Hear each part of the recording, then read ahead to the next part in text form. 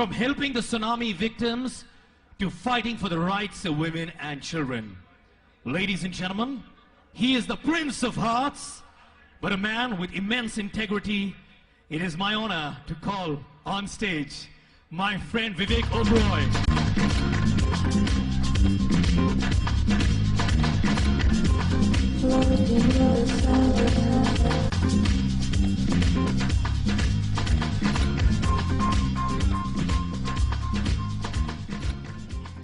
Ladies and gentlemen, let's hear it for the Prince with a cause, Vivek Oberoi. Good evening, ladies and gentlemen. Thank you for having me and bestowing me with such grace and honor.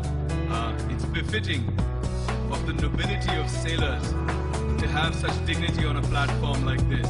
What I'm embarking upon is a small journey, a small endeavor called Project Devi. Devi stands